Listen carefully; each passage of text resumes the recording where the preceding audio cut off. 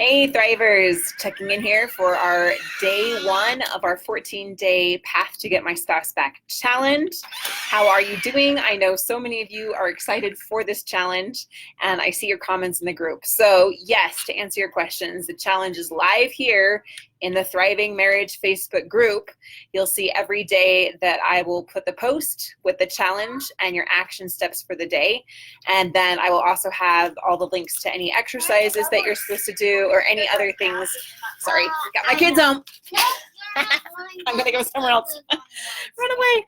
All right, so I'll put the link to all of the challenges there in the Facebook group. And then you guys are just gonna comment and share live with how you're doing and get the accountability there in the group. So why are we doing this? And I'm going to move over here into the shade because it's really hot. Kiri, I will help you in a minute. I told you just a few minutes. Sorry. Hey, April. Hey, Cindy. Hey, Holly. Good to see you. And so why are we doing this? Well, I don't know about you, but this time of year with school back, summer's ending, right? We have so much going on. And I truly believe in the law of focus, and the things that we focus on grow. And that there's different times in our lives and our year and our schedules, right, with the seasons, where we tend to honestly lose focus on some of the really important things. And we let those things slide because we're so busy trying to stay on top of things that we never get to the bottom of things. And I really wanted to bring some impact into our lives and get us really revved up and kind of give us a jump start on our new improved path method that we'll be teaching you in our new Path one-on-one coaching program. And so we'll be sharing what that's like and helping you to start seeing results right away. So our challenge for today, if you choose to accept it, right? Your mission, if you choose to accept it, is to pay attention to what voices you have been listening to. And is this leading to hope for your marriage? One of the most critical factors to success is our level of belief and our level of hope that it will work out, and the hope that we can get there, right? If we don't have belief that our marriage can be saved and that we can get our spouse back, and if they're the one that's pulling away, then I can almost guarantee you that they will have no hope. Because if you don't have it, then they're not going to be bringing that hope to the table. And so it's our responsibility that we choose to focus on the things that we want. And I know many of you have been doing exactly that. You have said, I love this person. I want to live my life with no regrets. I want to become a better version of myself. I want to learn from these challenges rather than just letting them scar me and hurt me for the rest of my life and allowing these same patterns to repeat themselves. And so I know that that's a lot of you.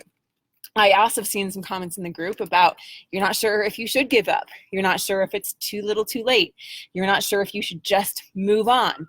And the choice is yours. No one, not me, I'm not going to try to motivate you into something that feels false to you, but I would challenge everyone here to think about what kind of voices that they've been listening to. Are you listening to the voice of fear, to the voice of fear of failure? I'm afraid of trying, so I'm not even going to try. I'm just going to fail by default. It's failure by default. And so you're actually choosing failure anyway, which is one of the funniest things about the fear of failure, which is one of our biggest fears. And if we actually realized what was going on, we're actually creating failure by default. Anyway, that's a side tangent. But are you listening to the voices that are saying, maybe your friends or your family that are saying you should just move on, you deserve better? And then you look at their relationships and most of them are divorced, or the relationships are struggling, or you wouldn't pick that relationship, right, for anything. And yet you're listening to those voices. Even Mark and I, we've had to be very careful about the voices that we chose to listen to when it came to our relationships and when it came to important decisions that we had to face. Mark Johnston, my partner here at High Thrive, he went through some really hard challenges with his marriage. And at their lowest point, he shared this before, so I know I can share it. He went and sought their church leader in his religion. It's a bishop, not a pastor, and got some counsel from them. And he was kind of outlining some things that they should do. And then he pulled his wife, Jennifer, aside privately and said, you should just divorce him. And she was astounded and appalled by the kind of advice that he was giving her. That he was saying that people with this problem, that he's seen other couples go through it, it never ends well, they never recover, and you should just take steps now to move on. And she said, okay, that's the last time I'm ever going to listen to him. And she and Mark, as you know, have a beautiful, thriving marriage now, because they went through those challenges and they didn't let it stop them, and they didn't listen to those voices of doubt or uncertainty saying you should just give up, even a respected church leader. So you have to be careful what voices you're choosing to listen to. I know in my life, I had professional doctors look me in the eye and said, if you don't abort your baby, you're risking your life.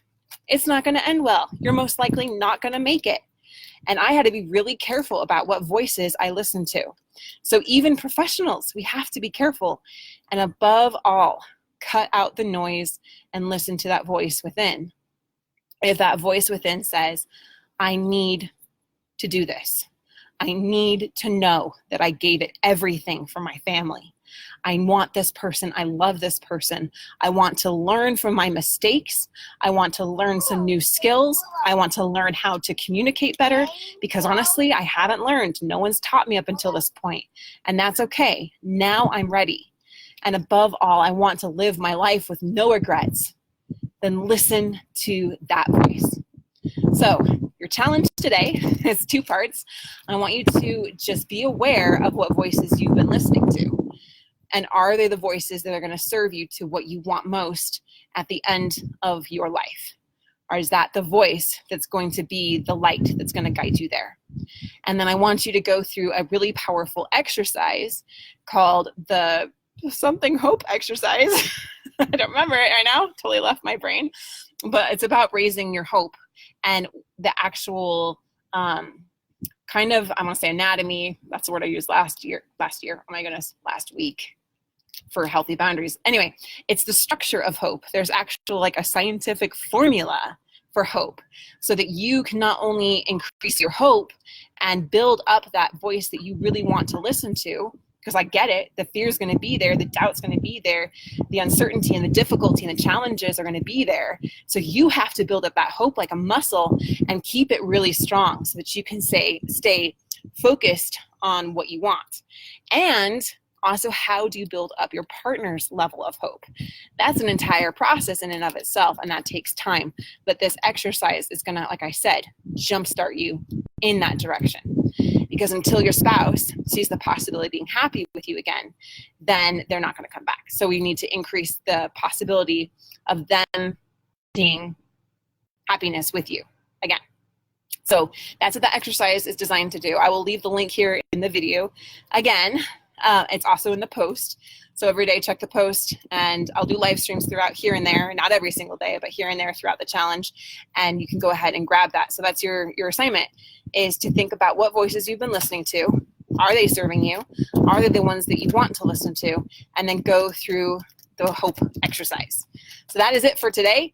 And so this is going to be an incredible challenge. Every day we will do new challenges, and I encourage you to leave a comment on the post itself, checking in what you learned, what you're experiencing, and what new decisions you're deciding that you're going to make that are going to better serve you in your life and in your relationships. All right, go forth and do it.